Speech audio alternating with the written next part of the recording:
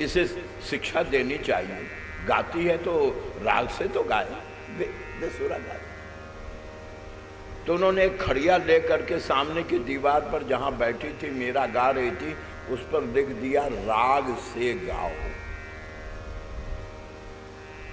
चले गए। मीरा का भजन जब समाप्त हुआ, आंख खुला, सामने देखा तो लिखा था राग से गाओ। वो खड़िया जिससे चौबे जी ने लिखा था राग से गाओ, वो खड़िया नीचे पड़ी थी। मीरा ने उठाया और राग के पहले अनु लिख दिया। राग नहीं, अनुराग से गाओ, अनुराग से गाओ। हम राग से, जिनकी वंशी की नाद ने तीनों लोगों को मुग्ध कर दिया, हम भला उनको क्या राग देंगे। जिनके काली नाग के फन के नृत्य से तीनों लोग हो गया, क्या हम नृत्य कला से उन्हें पसंद कर सकते हैं। जिनकी श्वास से वेदों की रचना होती है, जाकी सहस श्वास विचारी, हम क्या वाणी से उन्हें प्रसन्न करेंगे। हमारे पास अगर कुछ है तो केवल हृदय का भाव है। अतः प्यारे भगवत भक्तों, आज का प्रसंग बहुत विचित्र है। कल कारणवश कुछ बातें आगे बढ़ गई हैं जो बहुत ज़रूरी बातें थी, तो मैं कोशिश करूंगा, पुनरावृत्ति तो नहीं होगी लेकिन रेफरेंस तो थोड़ा बहुत होगा, जिससे कि यह प्रसंग सहज हो। निर्गुण से सगुण,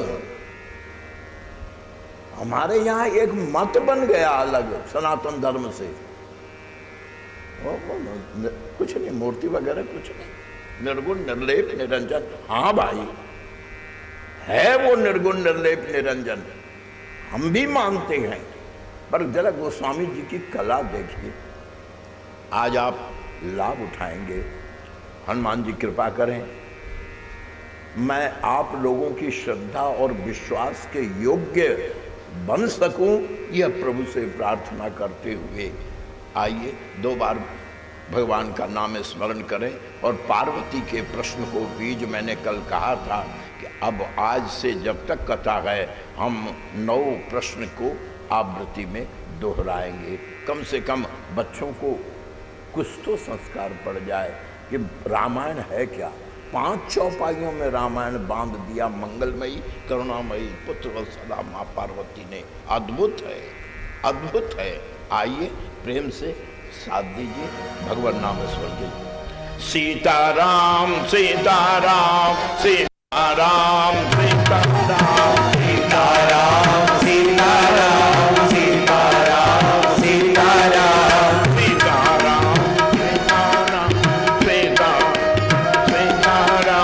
सीताराम सीताराम सीताराम सीताराम। आपकी आरत पूछो सुरराया, आपकी आरत पूछो सुरेरा।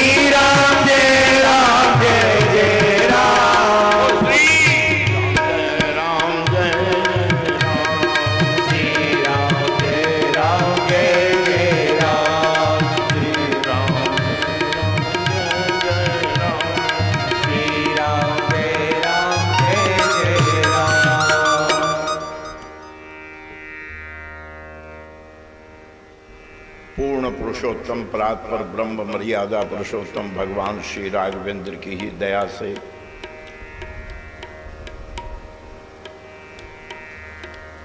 श्री धाम वृंदावन अंतर्गत श्रीनाथ धाम में 9 दिवसीय श्री राम कथा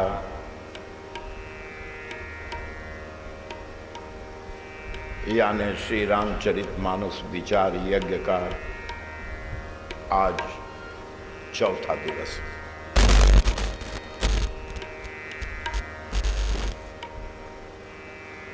कल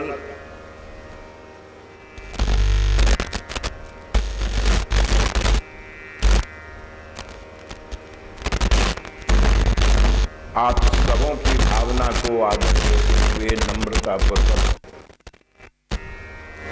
मैंने ये निवेदन किया है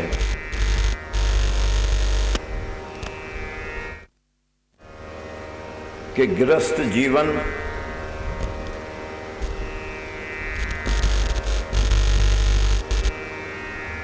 में विधिवत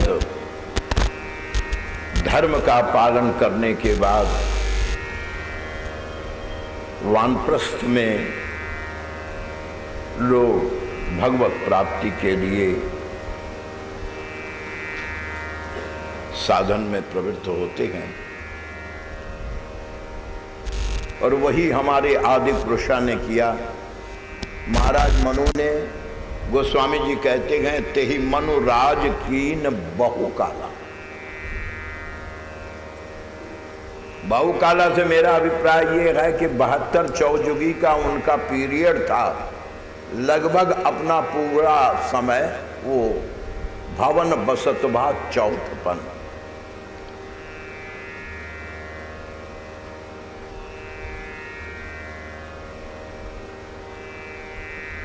कहते हैं कि जब पिता बन जाओ तो बचपना छोड़ दो,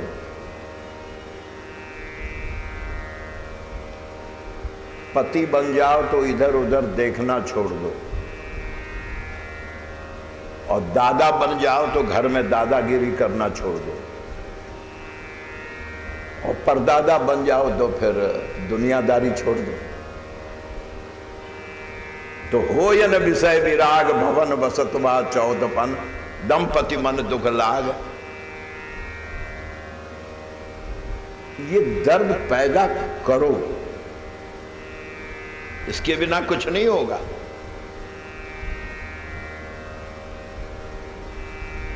संत कबीर बोलते हैं कि उनसे मिलने का तरीका क्रमबद्ध है। विरह जगावत दर्द को, विरह जगावत दर्द को, दर्द जगावत जीव, और जीव जगावत सुरति को, तो सुरति मिलावत पी। तो इनके भीतर पहले ये दर्द पैदा हुआ, हो या न विषय विराग। जन्म गयो हरि भक्ति बिनु, और निकल पड़े। नैमिषारण्य संतों के बीच पहुंचे तो स्वाभाविक है कि जैसा संग वैसा रंग। सब निर्गुणवादी ब्रह्मवादी सिद्ध मुनि ज्ञानी नैमिषारण्य में रहते हैं, जो प्रभु को निर्गुण निर्लेप निरंजन निर्विकार अलख अनंत अनादि मानते हैं। उन्हीं के बीच ये भी पहुंच गए तो उनकी जैसी रहनी स्वीकार कर ली। करही आहार साक फल कंदा, और सुमिरहि किसको? ब्रह्म सच्चिदानंद। अब निराकारवादियों के बीच हैं तो ब्रह्म सच्चिदानंद का ही सुमिरन करेंगे। किंतु गोस्वामी जी ने महारामायण के भाव को इसमें मनु की अनुभूति में डाल करके चौपाई लिखी है।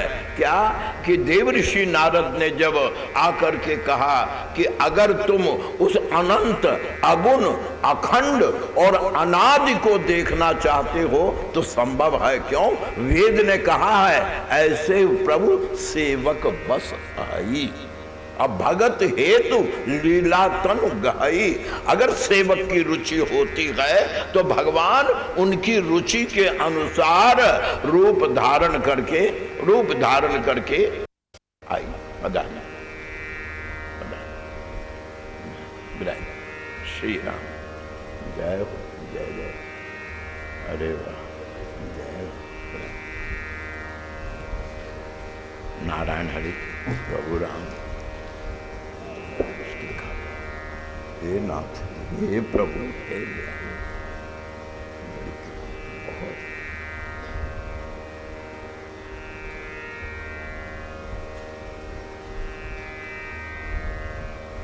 तो इनके मन में अभिलाषा जगी।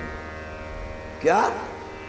उर अभिलाष निरंतर होई देखिए नयन। अब ये जरा बड़े मजे की बात है। एक और कह रहे हैं अलख अनंत अनादि। अलख माने जो लखने में न आए, और दूसरी ओर इच्छा ये जग रही है उर अभिलाष निरंतर होई कि देखिए नयन। किसको? प्रभु को। नहीं तो स्वामी जी देखिए नयन।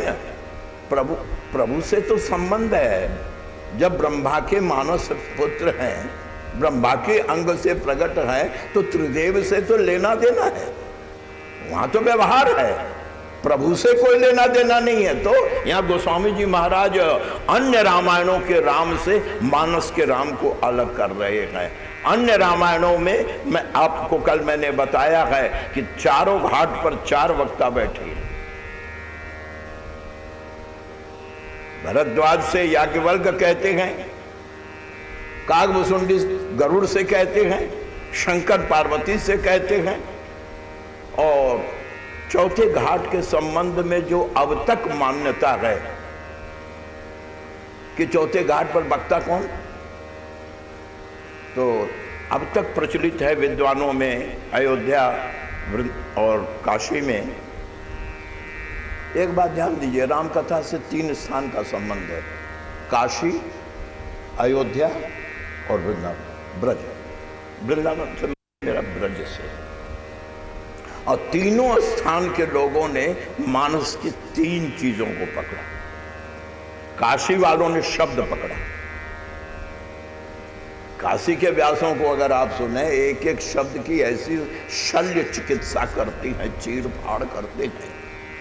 काशी ने शब्द पकड़ा, क्योंकि कबीर कहते हैं काशी के कि शब्द गए सोई मर्द है मेरी सब संसार। तो काशी ने शब्द पकड़ा, अयोध्या ने भाव पकड़ा, और ब्रज ने रस पकड़ा। ब्रज ने रस। अगर गोस्वामी जी महाराज यहां ना आए होते सन संवत 28 में, 1628 में, और प्रेरित होकर के उन्होंने पहले श्री कृष्ण गीतावली न लिखी होती, तो रामचरितमानस में ये रस नहीं आता। प्यार करना तो श्याम सुंदर ही सिखाते, वहां तो मर्यादा है। गोस्वामी तुलसीदास जी महाराज कहते हैं कि उर अभिलाष निरंतर होई। हाय हाय, अरे एक निरंतर तो छोड़िए, आई। जय हो, जय जय।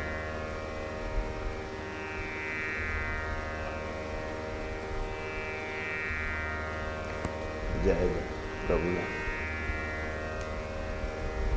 और अभिलाष निरंतर, निरंतर तो छोड़िए, इतनी बड़ी जिंदगी हमारी हो गई, क्या कभी भी मिलने की चाह उठी? मिलने से ज्यादा उनके मिलने की चाह में कीमत है। मिलने से तो खेल खत्म हो जाता है। गोस्वामी बिंदु जी महाराज ने एक शेर लिखा था कि मिलने की जो तुझसे लो चाह, मिलने की जो तुझसे लो दिल में उठ रही है, मिलकर न कहीं उसकी बुनियाद मिटा देना। मिलकर न कहीं उसकी बुनियाद मिटा देना। अगर तुम मिल गए तो फिर तो वो चाह।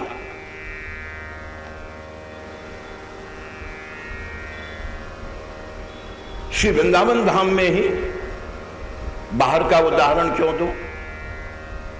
जरा देखिए अभिलाष, श्री ललित किशोरी जी का एक बहुत प्यारा छंद है, अभिलाष। और अभिलाष क्या कि रचि के संवारे नहीं। अगर तुमने मानव जीवन प्राप्त करके इन हाथों से एक बार श्यामा श्याम का श्रृंगार अपने हाथों से नहीं किया, तो कहते हैं कि रचि के संवारे नहीं, अंग अंग श्यामा श्याम एरी धिक्कार और नाना कर्म किए थे। पायन को धोय निज करती न पान कियो, तो आलिरी अंगार पड़े शीतल पीवे पे। बिचरे न वृंदावन कुंजन लतान तरो, तो गाज गिरे अन्य फूल वाड़ी सुख लिए।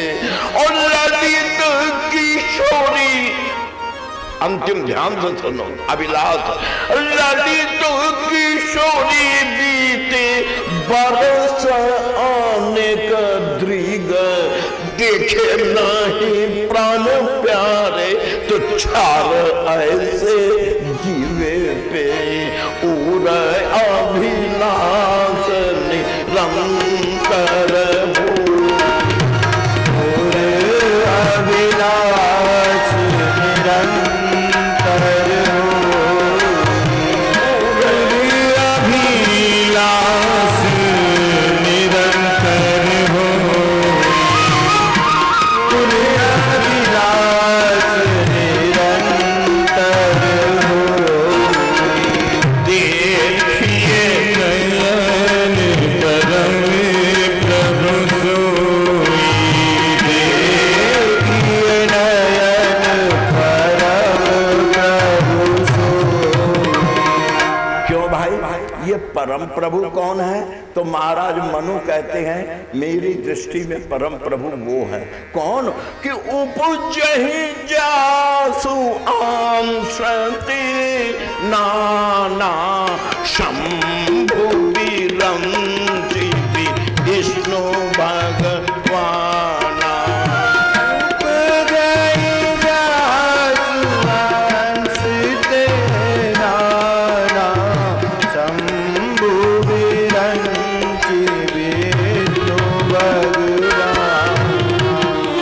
मैंने आपसे बताया था कल एक संसारी उदाहरण देकर, और मेरे पास थोड़ा आ गया था, कृपा की थोड़ा। और कोई रास्ता नहीं है इन दिव्य कथाओं को वर्णन करने के लिए। ये भौतिक शब्द बड़े छोटे और हल्के पड़ते, पर उपाय भी कुछ नहीं। बहुत ध्यान दीजिए, जय विजय को जब संकादिक के द्वारा शाप होता है, तो वैकुंठ के रमापति विष्णु राम बनकर आते हैं अपने भक्त के, अपने गण के उद्धार के लिए। एक घाट पर यह कथा चल रही है, ठीक।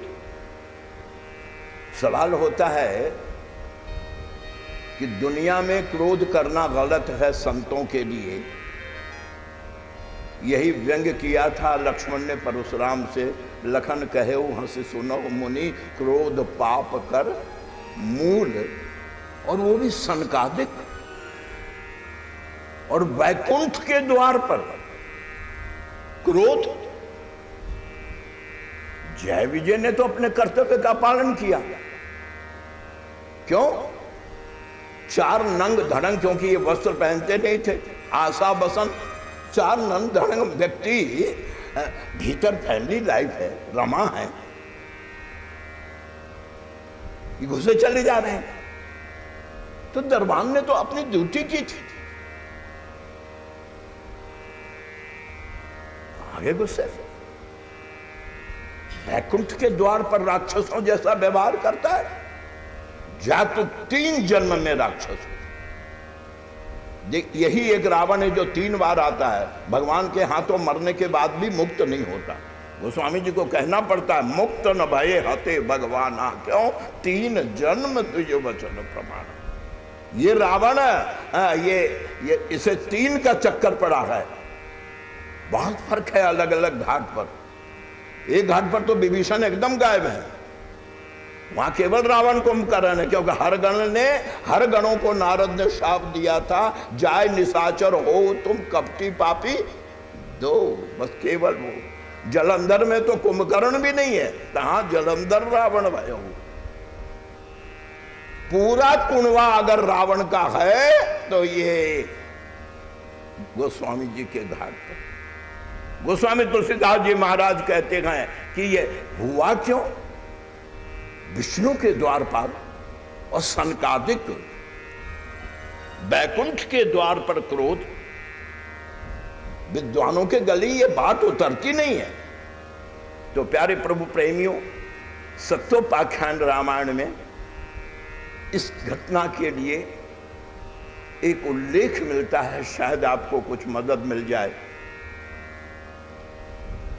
कि जब समुद्र मंथन के बाद श्री जी प्रकट हुई तो उन्होंने समस्त देवताओं में विष्णु को परम सुंदर देखकर, अति सुंदर देख करके उनके गले में माला डाल दी और विष्णु रमापति हो गए। लक्ष्मी ने कहा देखो एक बात है,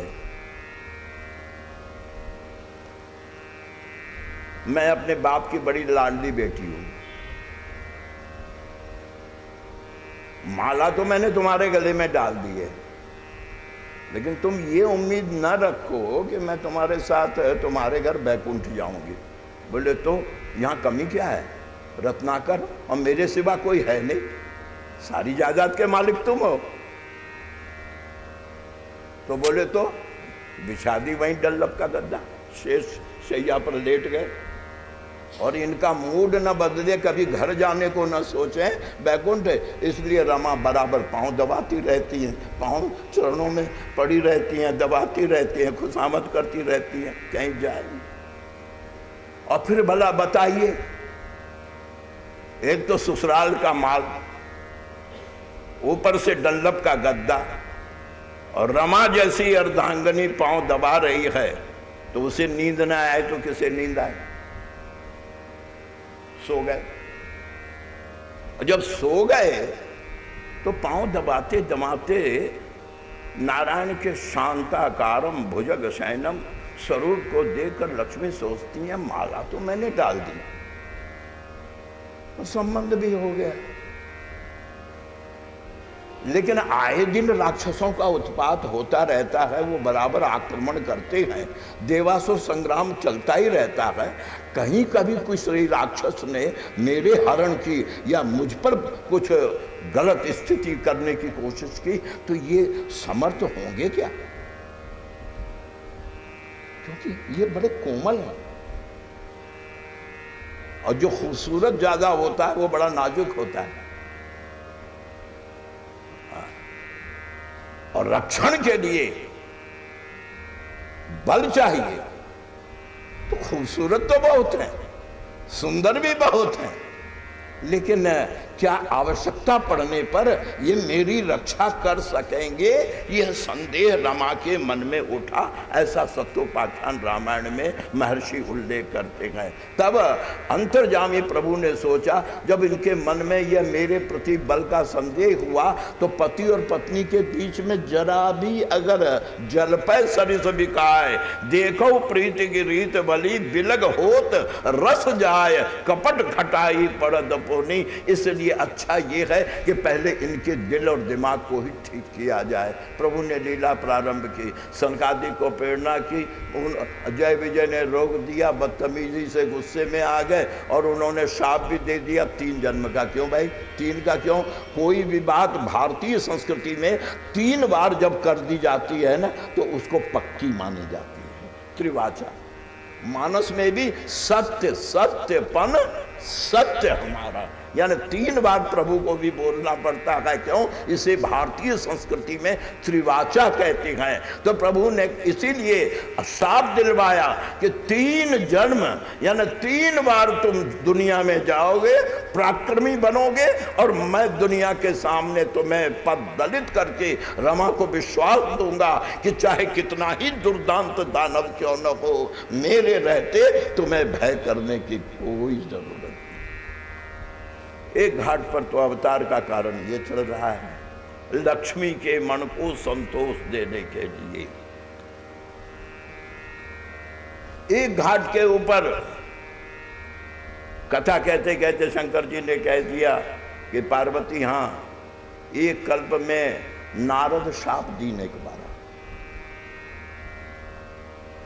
अभी तक पार्वती सुन रही थी। ध्यान दीजिए मानस की दृष्टि। पहली चौपाई है बंदों गुरुपद पदम परागा। पार्वती कथा सुन रही है, लेकिन जैसे ही कहा शंकर ने कि नारद शाप दीन एक बारा, एक कल्प यही लगी अवतारा। एक बार देवर्षि नारद ने पार्वती ने कहा, ठहरो, मैंने राम कथा पूछी है, गुरु निंदा नहीं सुनूंगी। ये क्या बात आप कर रहे हैं? नारद, हाँ, नारद विष्णु भक्त, पुण्य ज्ञानी,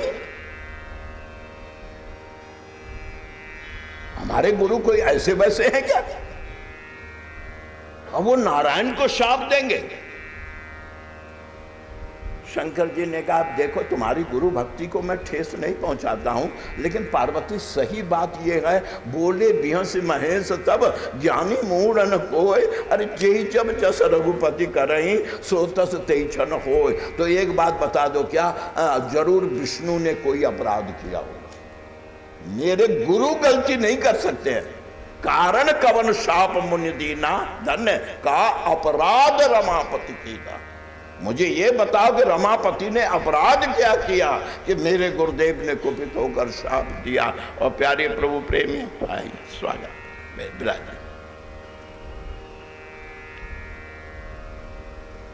चलो,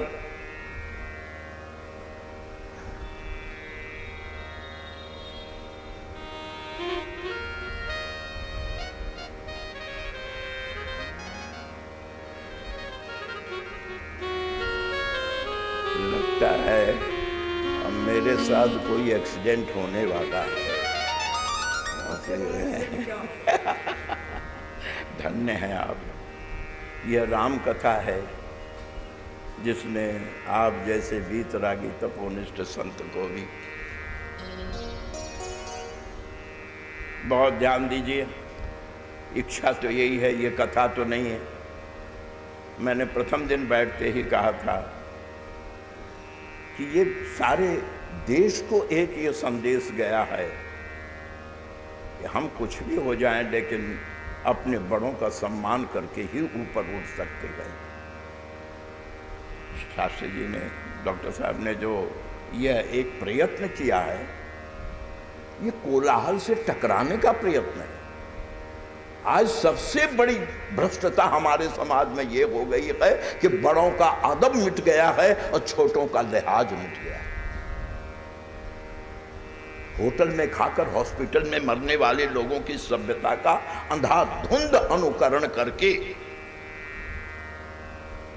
ये तो अगर ये पावन कथाएं ना होती तो हमारी क्या दुर्दशा हो गई होती, हम इसकी कल्पना नहीं कर सकते गए। ये तो समाज में ऑनरेडी, हम लोग कोई गवर्नमेंट सेवक नहीं है, ऑनरेडी समाज में झोपड़ी से लेकर महल तक जगाकर भक्त राम की, कृष्ण की दिव्य भगवत कथाओं को सुनाकर आज भी गृहस्थों के दुख के बोझ को हल्का करते, उनको कुछ देर घुटन भरी जिंदगी से अलग हट करके प्रभुमय जीवन में बैठने का अवसर हम प्रदान करते गए। श्री भागवत जी तो स्पष्ट है कि जितनी देर सत्संग में जीव बैठता है, पुंसाम शब्द है आपके यहाँ, उतनी देर वो आयु में गिना नहीं जाता है। तो इससे बड़ी गारंटी और क्या चाहते हो कि 9 दिन 3-3 घंटे बड़ा से बड़ा डॉक्टर 2 मिनट भी ऑक्सीजन दे के नहीं रोक सकता है, और 3-3 घंटे 9 दिन में 27 घंटे की जिंदगी बढ़ गई हमारी।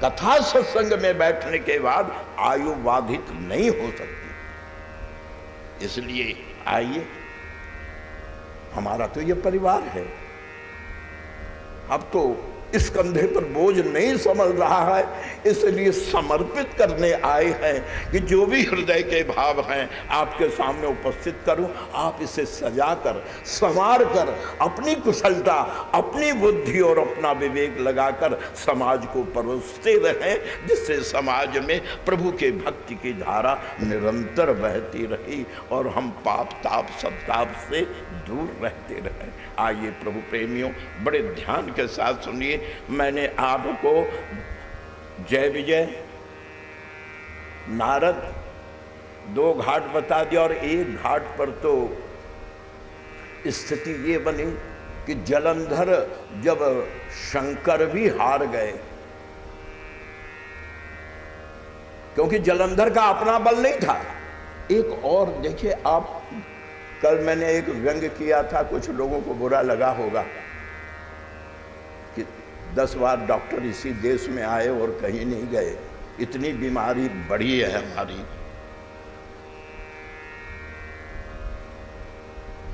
तो सब देवता हारे, शंकर ने शस्त्र डाल दिया कि ये नहीं मरेगा, क्यों? इसका बल नहीं है। तो परम सती असुराधिप नारी, लगता है ये पतिव्रत और तपस्या, ये दोनों काम राक्षसों ने ही हाथ में दिया था। हमने देवताओं को कभी तपस्या करते नहीं देखा है। वो तो सोमरस का पान और वसी का नृत्य और नंदन वन का विहार, यही उनकी जिंदगी। क्योंकि इसीलिए वो जाते हैं, पुण्य भोगने जाते हैं, फिर समाप्त तो होता है, बीसा खत्म, फिर धक्के मार कर भेजे जाते हैं। तो गोस्वामी श्री तुलसीदास जी महाराज कहते हैं क्या कि जिस समय जलंधर ने सबको व्यस्त किया, तब पहुंचे देवता ब्रह्मा के पास, बोले महाराज जरा देखो इसकी फाइल निकालो पर्सनल। बोले क्यों, कैसे मरेगा? ब्रह्मा बेचारे बदनाम थे, इसीलिए भारत में एक पुष्कर को छोड़कर कहीं मंदिर नहीं है, क्योंकि ये बराबर राक्षसों को वरदान देते थे, वरदान देते थे मेहनत पर, क्योंकि जज की कुर्सी पर थे, जिसने तपस्या की उसको वरदान देंगे। देवता चिढ़ते थे कि ये राक्षसों को वरदान देते, पूजा बंद कराने की कोशिश कर दी। तो बताया जाता है कि जिस समय ब्रह्मा जी महाराज ने देखा अब जाति का मामला है, हालांकि पर्सनल फाइल बैंक नहीं दिखाता है, फिर ब्रह्मा कहाँ दिखाएं, लेकिन दिखाया, और ब्रह्मा जी महाराज ने बताया क्या कि जब तक इसकी पत्नी का सतीत्व है तब तक इसे कोई नहीं मार सकता, कोई नहीं मार सकता। अब सब देवता पहुंचे कहाँ? अपने नेता के पास, जय जय सुरनायक। और नेता इसलिए बनाया था कि विष्णु का इलेक्शन नहीं हुआ था, ये तो भृगु जी महाराज ने नॉमिनेट कर दिया था। बोले क्यों? पैसे वाला भी है, लक्ष्मीपति भी है और चक्रधारी भी है। नेता को 2 ही चीज चाहिए, बाहुबल और धनबल, और ये दोनों इनके पास भरपूर है। इसलिए देवताओं ने कह दिया जय जय सुरनायक जन सुखदायक प्रणत बाल भगवंता। सब देवता पहुंचे, नेताजी बोले क्या है, आंख खुली, लक्ष्मी से कहा जरा तुम भीतर जाना, बड़े लोग आए हैं मिलने के लिए। सभी देवता आए, बोले प्रभु बात ये है क्या? वो जलंधर, तो बोले क्या हुआ? बोले उसकी पत्नी, प्रभु ने देखा रमा सुन तो नहीं रही है। बोले बात क्या है? बोले उसका सतीत्व नष्ट करना। नारायण ने कान में उंगली डाली, शिव शिव शिव, ये गलत काम, ये नहीं हो, आखिर मेरी इज्जत का सवाल है। अरे बोले Netaji everything is fair in love and वार,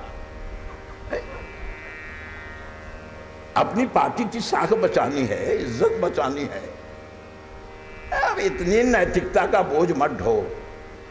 नेतागिरी करनी है तो नारायण ने सोच लिया कि इस नालायक पार्टी से मैं जरूर त्याग पत्र दूंगा। ये करते तो कुछ है नहीं, जब मार पड़ती है तो त्राई करते हैं, और जब मैं मार मूर करके ठीक करता हूं तो जय हो करते हैं। बस ये दो ही काम इनका ही है, तीसरा काम ये करते नहीं।